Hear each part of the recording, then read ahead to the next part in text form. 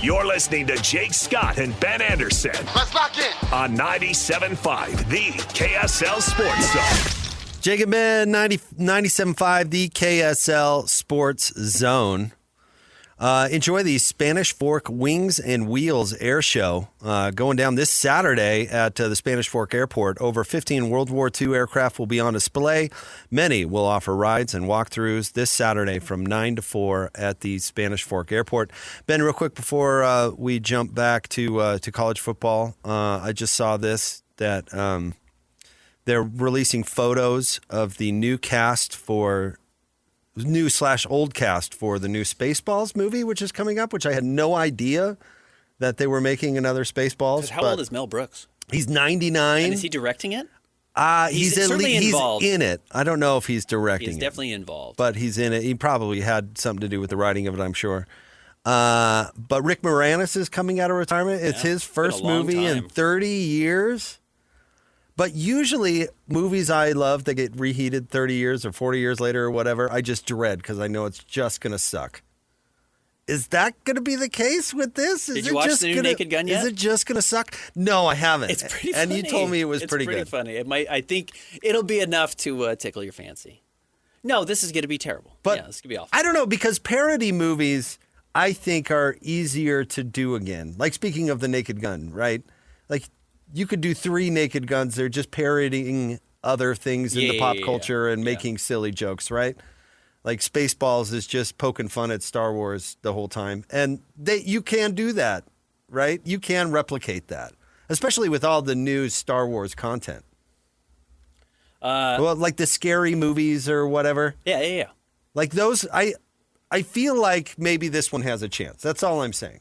Like when they announced Anchorman 2 was going to come out, it was like, this is just going to be garbage. I have higher hopes for. Josh Gad is in it. Josh Gad does the voice of the snowman in Olaf, Frozen. Dude. Get it right. Yeah. He got his start. Do you imagine he's playing Barf? Oh, he'd be a good Barf. Have you seen Spaceballs, Christian? Yes, I have. Spaceballs is a Mel Brooks movie from the mid-'80s. Who's Mel Brooks? Yeah, exactly. I imagine he's kind of adopting the John Candy role. That's a good role. That's funny. The dog. I believe Josh Gad got his start on Broadway in The Book of Mormon. I believe that. I think that's where he came from. But yeah, now he's just Olaf. That's a good gig. Being a voiceover actor? Yeah. That's a good gig. That's the best gig. So, yeah, we'll see. It's got a good cast. It really has good people in it. The first one that really proved that concept was Mike Myers. Do you remember how much money he got paid for Shrek 2 or whatever it is? Yeah. Like 10 minutes of work and he got like $30 million. Not bad. Not a bad Great life. movie, by the way. I just watched that like Shrek 2 days 2? ago. Yeah. I bet you Tom Hanks has been made more off of Woody than he has the rest of his roles combined. Probably made a pretty penny and worked less on it. Yeah, you don't even like have to go into a studio really anymore. And you don't have to see people. They just hand you a thing and they say, do this line in 3 different inflections and then move on. I think I remember reading that Cameron Diaz did her thing in a day. Did her whole part in a day. For Shrek. So yeah, it's pretty amazing. Pretty amazing. On those movies, they should be paying the animators $30 million, not the bozo voiceover people. You kidding? How much do you think Cliff Clavin has made from being a voiceover guy? He's in every Pixar movie. More than he ever made on Cheers, certainly. Way more. Yeah. All right. Brian Keel said something interesting on DJ and PK this morning, Ben. And I don't know if I like it, but I think it's true. Okay. So he was kind of talking, they were talking about the Utes, a former Coug talking about the Utes. And he was kind of funny because he was saying, I don't cheer for the Utes, but it's fine. It's okay. You can recover from a loss. And then he looked back at his career and talked about a loss that they had on the road to UCLA back in the day. And that just ruined your season. Like if you really wanted, he was talking about busting the BCS, but whatever the special season, the bar used to be, you had to run the table. You had to go undefeated. And if you lost a non-conference game, it was really a blow because all of a sudden that special season, whatever it is dashed.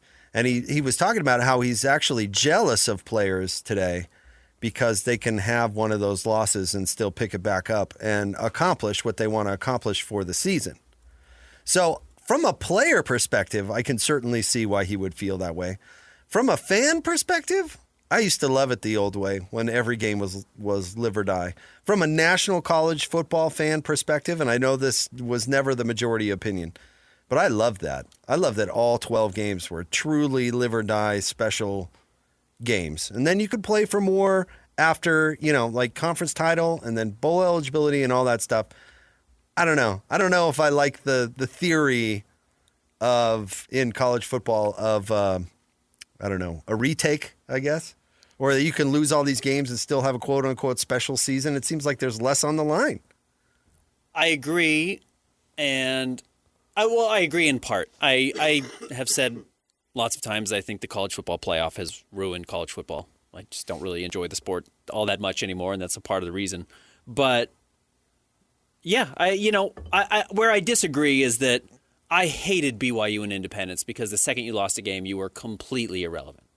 It didn't matter at all. And even, look, we don't know what happened. It was always a hypothetical. It was a big talking point. What would happen if BYU went undefeated? Would they actually get an invite to play in one of the major bowl games? That was before it was the big because they weren't required. They weren't required to. So I don't want to rehash that conversation because it never came to fruition. It never mattered. But the second BYU lost a game, you basically could write off the rest of their season. And I am glad that's not where we are anymore.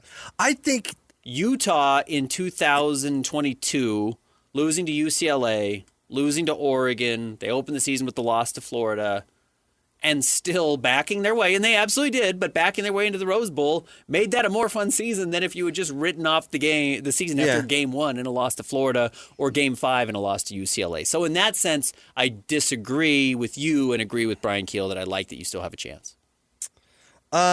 I don't think the BYU Independence comparison is actually apt. That's such a unique situation. It is it's your example on steroids. Yeah, it's the problem was you didn't have a conference title to play for once that loss happened, right? Or you couldn't even play spoiler to other teams in the league, which also makes it interesting. Mm-hmm. It was just you lost one and then it was a bunch of exhibition games, which absolutely was true. But I'd not really.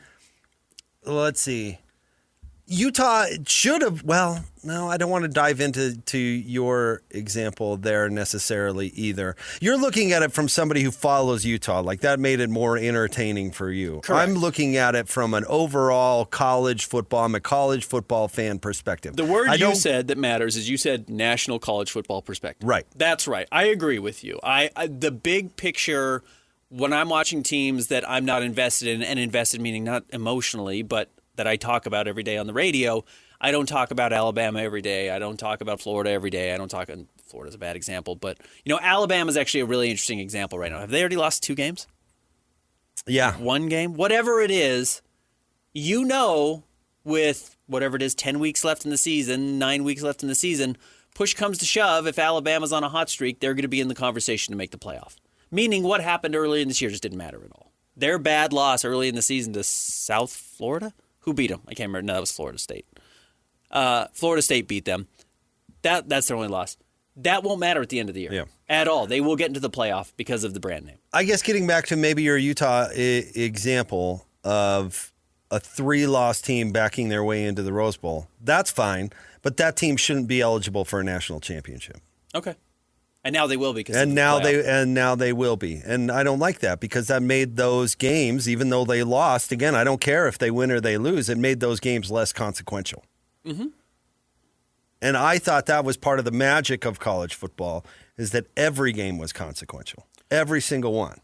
And I hate the playoff because somehow you've made the Rose Bowl less consequential. Oh, all the bowls. They might as well not exist. Yeah, that was a huge I don't like that achievement. That was a huge accomplishment. I remember Utah fans, and I know that wasn't the first year, but the interlocking U, the block U with the roses all over it, it looked great, putting it on the helmets, wanting all the gear. I remember how excited fans were for that. And now that doesn't mean anything. The Rose Bowl doesn't mean anything. And look, I already think bowl games are a little ridiculous because I think winning your conference title should matter a whole lot. That's who you're compared against. That's who you're playing all year. You play the same opponents. Were you the best of that group? That's the best you could do.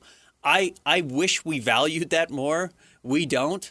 And now we don't even value teams that do well and miss the college football playoff. I hate that. I think it's such a bad way to put another measuring stick on teams that have had really good years and discount them for one thing or another, especially when we know what we're discounting them for is in comparison to a team like Alabama that, 5 years ago they were awesome. you remember Nick Saban? It's like, yeah, that has nothing to do with what this team is now. So why are we still giving them credit for that when we're going to push them into the college football playoff if they have a good year the rest of the season? So that part of it I do hate, and I'm with you. Like Indiana last year had no business being in any sort of conversation for the national title. Nor did SMU. Honestly, nor did Arizona State. Right. Should they be competing for the national championship? Probably not. So I disagree. From a player perspective, Brian Keel, I totally get it because those defeating losses, that loss at UCLA probably did crush his soul, and he would have loved another bite at the apple for a special season, even though that season turned out to be 11-2, I think he said, like a pretty special season, you know? So I get that perspective, but from an overall college football fan, I liked it the way that it was, and that it was consequential each and every week. You couldn't stub your toe and have a bad offensive performance. If you wanted to be the best, if you wanted to be special, you had to be perfect. And in Utah's case, if you wanted to bust the BCS in 2004, you had to be perfect. They didn't bust the BCS in 2003 because they lost 2 games? 1 game. They lost in New Mexico in league. I can't remember if they lost. Mm-hmm. I think that was it. And they ended up going to the bowl game in Memphis. What did that used to be called? The Independence? No. I'm trying to remember. They played they played like South Mississippi or something like that. In the Freedom Bowl? What was it? Anyway, you had to be perfect. That 04 team had to be perfect. And it sucks that they got pit in the Fiesta Bowl, and that was certainly a flaw to the system. I'm not saying anything is perfect. Yeah. But they had to be perfect to do it. Every game was consequential. I like the idea that you can still compete for your conference championship with a couple of losses, because if you can compete with it for a couple of losses, that means everyone else in the league has a couple of losses as well, right? You're playing just as well as everybody else in your conference. You've qualified for that. But even then, that's a good example of why the expanded college football playoff is stupid. How many teams, Jake, get invited to the conference championship game? 2. The 2 best. And we know who the 2 best are. They get invited. They don't do a playoff in every conference to give everybody a chance to go win the conference title. No, it's the 2 best. Put them in the title game and let them compete against each other for the conference title. Good. That's a good measuring stick. Why does the college football playoff have to be 16 teams or 12 teams or in the future 24 teams? Why is that the case? You know who didn't deserve to be competing for a conference title last year in the Big 12? Colorado. They weren't good enough. Kansas State wasn't good enough. You didn't have a good enough regular season to make the conference championship game. 2 teams did, and they got to go and compete for it. And credit to Arizona State who won it. It's a cool accomplishment. I hate the idea that what we remember about that season last year was them losing to Texas. It's like, yeah, it was a fun game. It was, but we still remember the loss at the end of the year, not the fact that they actually got to take home a conference title, which is a very cool accomplishment. So anyways, that's my soapbox when it comes to college football at the moment. There used to be levels of success in college football, maybe if I can sum it up, and I thought that was a cool part of the story. Like the Utah backing their way into the Rose Bowl or the conference, that was a cool story. They weren't the best team in the country that year, but that was a really cool story. And then from there, you go to bowl eligibility when that used to matter. So you had these levels of achievement. I remember Utah coming off their 4-8 seasons when they beat UCLA at UCLA to go to be bowl eligible, and Witt did the on 3 bowl eligible or whatever he did, that big, huge celebration, because that was a hump. That was something that they had to get over, and it was a big deal. And I don't know. The more we water down the postseason, I don't know. We lose that stuff. I totally agree with you. Do you think fans agree? No.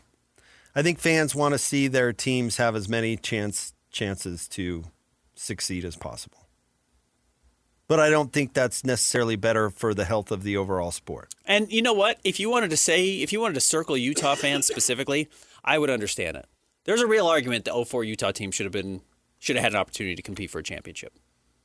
Or at very least play another undefeated team in the bowl game. Yeah. Because Auburn was a third. There were 4 undefeated teams that year going into bowl. Right. And Virginia Tech, interestingly enough, played Auburn and got smoked.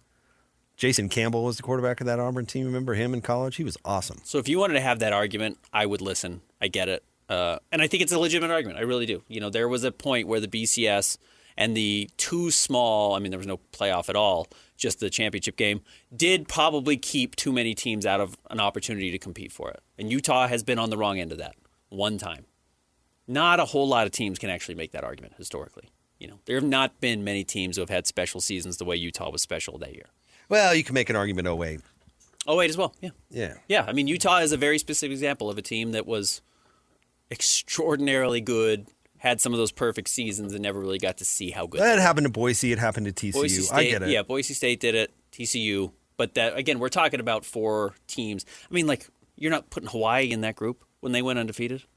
Yeah, but technically it happened to them. But it did happen to them. They didn't get access. If we're talking about access to a national title, Like they got Oklahoma? smoked by Georgia. Georgia.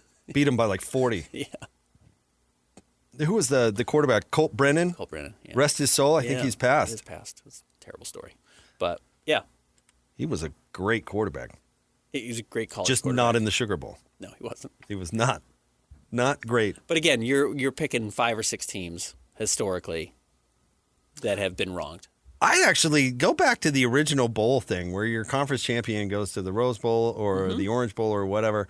I'd go even pre-BCS. I don't know. Maybe 4 was the right number or whatever. But like, if it goes to 16 or what, we're going to see the same thing we basically saw last year, in that the first couple of rounds are going to be hot garbage.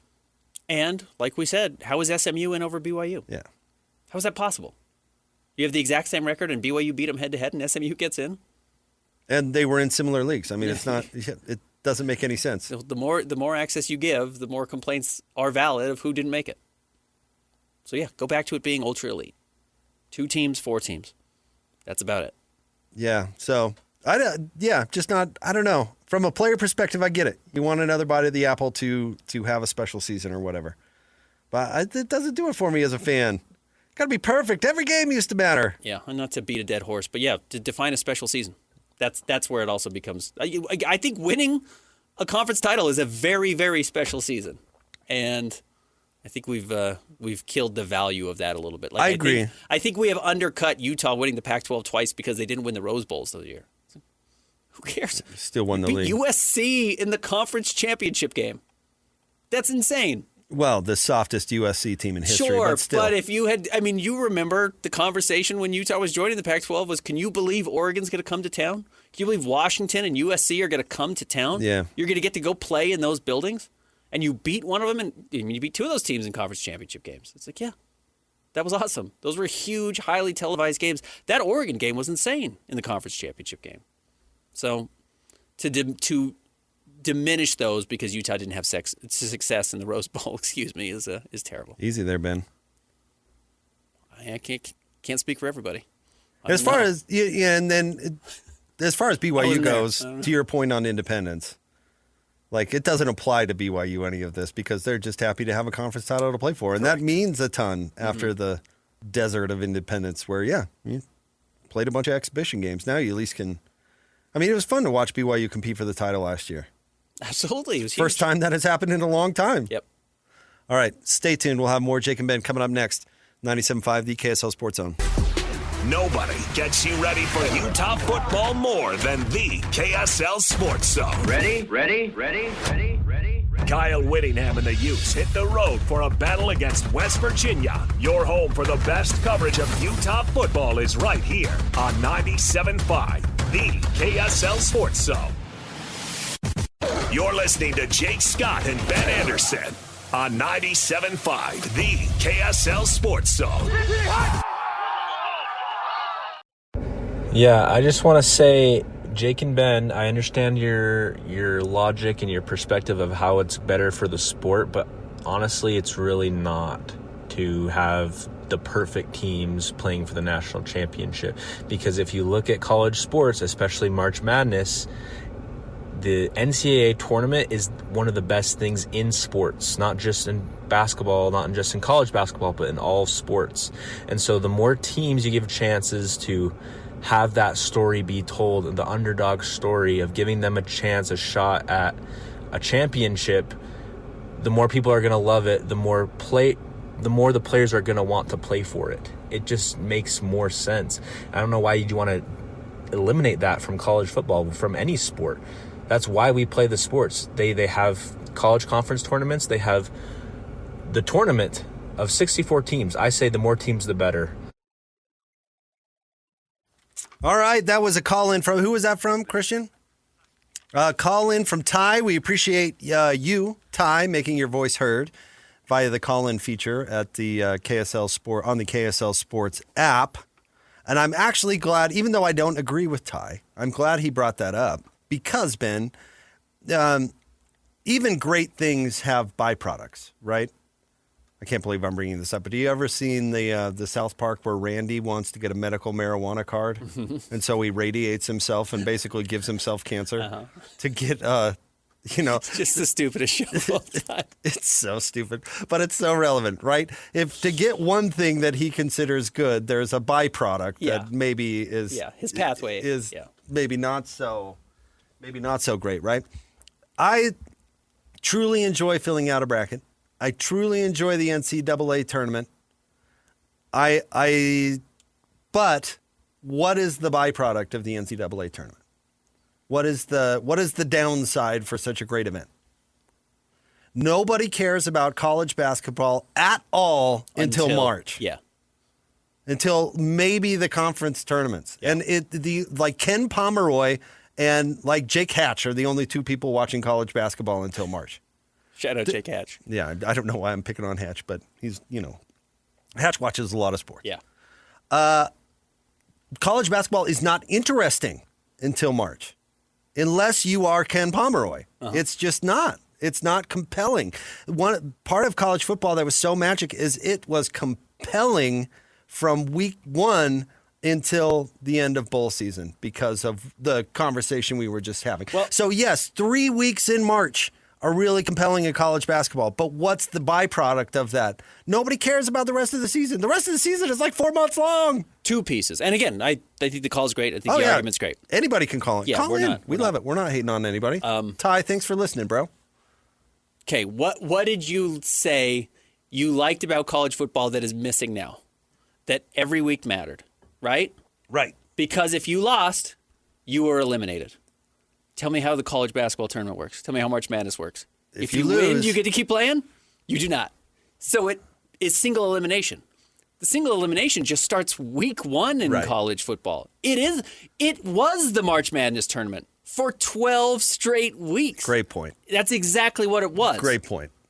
So what you love about March Madness is what college football actually had existed. Been. Yeah. Now you have a second and third opportunity to lose games in March Madness, if we're comparing this to college football, and still make the national title game. That's one issue. The second is, how many times do we believe the best team in college basketball wins?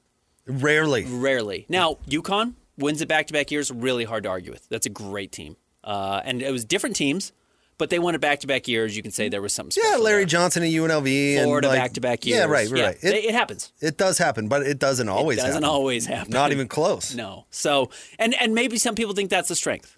I don't know if I feel like that's actually a strength, where I actually, if you want to go back year in and year out in college football, consider who are the best teams and whether or not they won the national title, I feel pretty safe that they get it more right than the college basketball tournament gets right. With it being played out, quote unquote, on the court or whatever. Yes. Yeah. I think more likely the best college football team wins the national championship than happens in basketball most years. I bring this up all the time. You remember the Miles Simon, Mike Bibby, Arizona Wildcats team? Do we need to explain who those people are to Christian? Mike Bibby was a point guard, played at Arizona, played for the Sacramento Kings, Memphis Grizzlies, bounced around a little bit. Might have had a steroid problem post NBA. But anyways, good hell of a player. Yeah, I saw him at Foot Locker one time, and he was yoked. Getting a little salacious on your description there. Huge. There, Ben. Well, defined problem. Maybe it was a strength. Maybe it was a real plus for him. The year they won the title, not the year the Utes beat them, which was the next year. The year before, when they beat Kentucky in the final, didn't they? Anyway, when Miles Simon and Mike Bibby won the championship, do you know what they finished in the Pac-12 regular season that year? What was it? 5th. Oh, wow. 5th. Yeah. Why did they even play the regular season? Yeah, you know what I mean? What is the point? Especially with the berth in the tournament going to the college or the conference tournament champion. I mean, I don't know. I get what Ty was saying with the NCAA tournament, and people do love it. But it has an impact on the sport that is not always positive. And I think the college football playoff is similar. But Ty, I don't know if Ty's a Ute fan or a Cougar fan or whatever. I'm sure a fan of his team. He loves it because the access is so much better for his team. And which is why we asked, do we think fans agree with our take? And we both probably said no. I don't think so. And I don't think fans are wrong necessarily. Not fans around here anyway. But I think your argument is very legitimate. So good for Utah and their players that they have another bite at the apple. But actually, part of the magic of college sports used to be, well, you don't have a bite at the apple anymore. That's why you got to win it. I think Texas Tech is really good. I don't think they're going to go undefeated either. We never saw an undefeated Pac-12 team. I don't think we're going to see an undefeated Big 12 team this year. I don't think that's going to happen. Yeah, odds are no. Yeah. Odds are no. Yeah, I don't think Texas Tech's going to go undefeated. They don't even know who their quarterback is. Right. Could be a problem at some point. Could be an issue. Yeah. So, all right. Well, I appreciate Ty weighing in. Hey, that was it's good. a great call. Yeah. It's well thought out. It's everything we want. But yeah, I think fans like the access. For sure. All right, stay tuned. We wrap up the show. Coming up next is the Jake and Ben Show, 97.5, the KSL Sports Zone. Let's go! Complete game coverage of the Cougars is right here on the KSL Sports Zone. The Cougars head to Boulder for a battle against Coach Prime and the Buffaloes. Your home for the best coverage of Cougar football is right here on 97.5, the KSL Sports Zone. You're listening to Jake Scott and Ben Anderson on 97.5, the KSL Sports Zone. Woo! Two niggas on the airways, talking sports. They got it made Jake's and also loves his tie-dye. Ben's got style with his scarves. Oh my.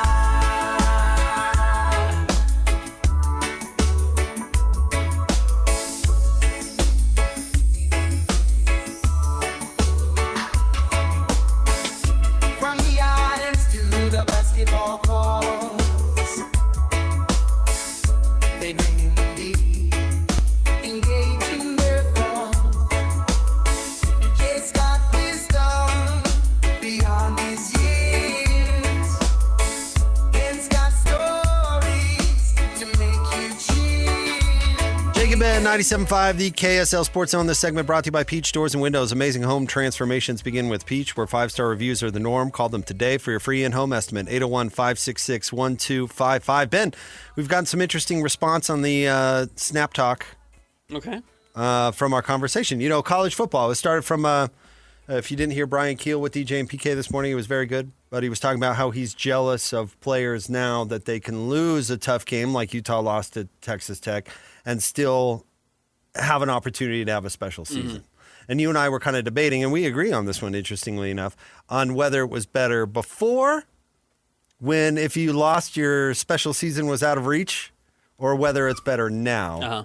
And I think it's interesting stuff. Here's, let's see, Steve, our good friend, waves in. Ben says, every game mattered for maybe 3 teams in the entire country. I would argue that more games matter now because you aren't eliminated after one loss. Yeah, and it doesn't have to necessarily mean. Let's see if I can parse this out correctly.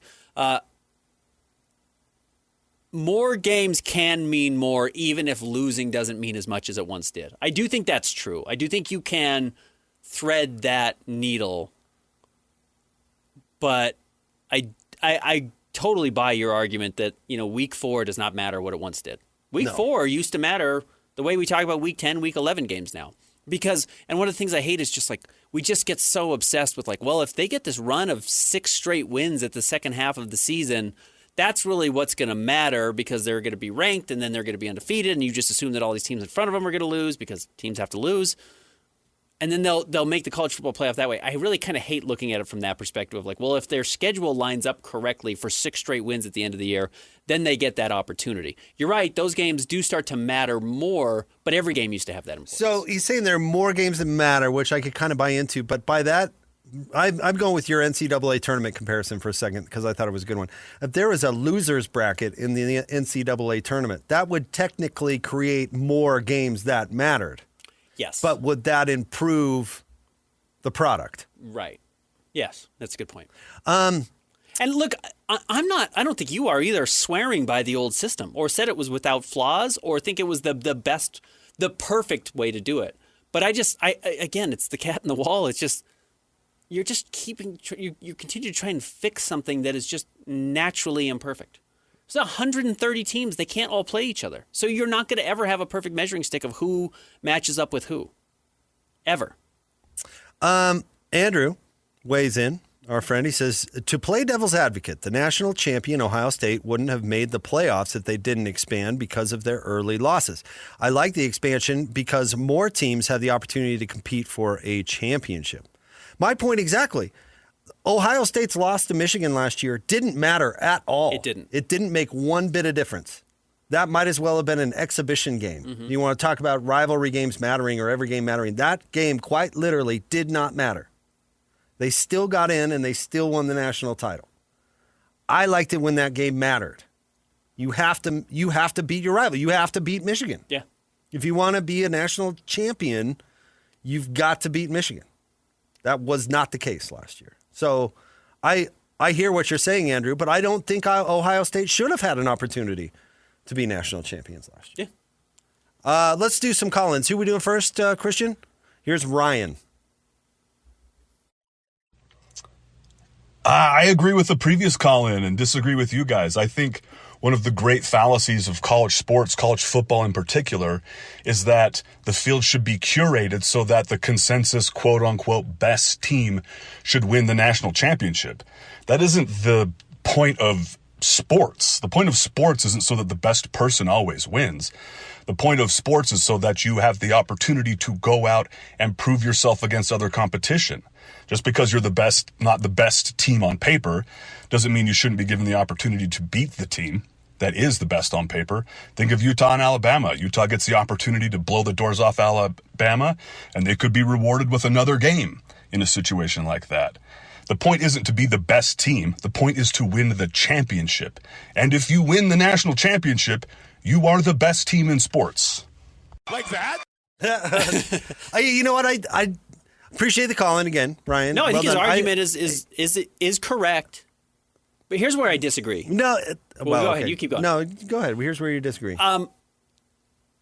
The opportunity to play another game, and this is actually, I'm mixing a tweet that I just read right now here, but it's like, and I agree, if we just wanted to crown the person because they were the best, it's like, yeah, just give LeBron 15 straight titles. You know what I mean? Well, he's the best player in the world, so just give him the championship, even though LeBron wasn't on the best teams pretty consistently, and I think the NBA does a great job of crowning the best champion every year.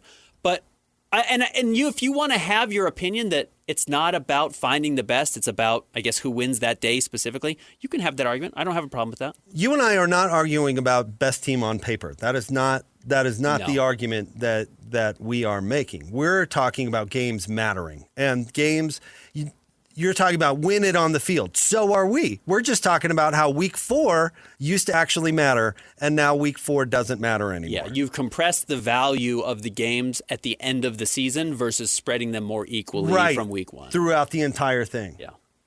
And again, college basketball is the ultimate example of this because games in November in college basketball mean nothing. Maybe a little bit on the selection committee side, but more or less nothing. Chewbacca on Twitter says, it's much better now, even going undefeated back then. He's got photos of 2008 team. I think that has Morgan Scally, so it must be 04. He says, even going undefeated back then wasn't good enough for teams like Utah. He says, i.e. 04 and 08. Again, if you wanted to argue 04, I'd listen to it. And there's an argument for 08 as well.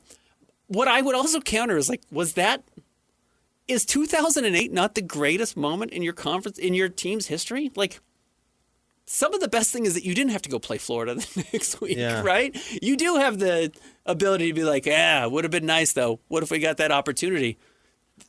That was the greatest night in Utah football history, 2008. Yeah. That was unreal. You're never going to surpass that feeling, ever. If that's not good enough, I worry that nothing's ever going to be good enough. Well, ain't that the truth? But this is our friend tweeting in who's a Ute fan. Uh-huh. We're talking about the overall health of the sport. We are. And if you're a fan of a team that got screwed by the system and you're saying it's better now, I understand that. Yeah, sure. And I'm not even really going to argue with you. But we're talking about the health of the sport and the structure of the sport. And I liked it better when week 4 mattered. I liked it better when Ohio State, Michigan mattered. It doesn't matter anymore. Or at least not how much it used to. I liked it better when the bowl games mattered. All right, let's get another call in. Here's Adam. Okay, I definitely get your point with how basketball doesn't really matter till March, and how that could easily translate over to college football. I think if they adjusted the seeding for the college football playoff, it would make it a lot more interesting. And, if you kept it at 12 teams and, conference titles, etc. And I think if you added more G5 teams, I guess depending on the ranking, which is already, a thing. But I think we already have, where only a select few teams get up there like you were suggesting, because there's the conference titles and then there's sometimes the second runner-up. So I think 12 is probably the perfect number because you don't have too much saturation in the playoffs, but you also got the right amount to keep fans engaged and make the whole season matter. Thanks for the call in, Adam. Appreciate that. I think Adam is just talking about how many cats we're going to put in the wall. Yeah, I think you're right. I would go down to 4. Put 5 cats in there? On the wall, eh? I would go down to 4. And I would, even then, at some years, it might feel like too many to me. Get another couple of cats back there. Throw 'em in I there. don't know. Maybe 12 is the sweet spot. I kind of doubt it because the magic of it used to be that every game mattered. And We've that's also just- only seen 1 year of 12. We have. So it's hard to make an official judgment on that. But hey, shout out to everybody who interacted with the show today. No, We man, got and great calls, really great calls. Yeah, that And was tweets. that was a fun topic. Thanks to Brian Keel for inspiring it. You know Brian very well. I do, yeah. I was Brian a bunch. He's a good dude. Yeah. All right, stay tuned. Hanson, Scotty G are coming up next. We will talk to you tomorrow. Thanks, Christian. On the Jake and Ben Show, 97.5, the KSL Sports Zone.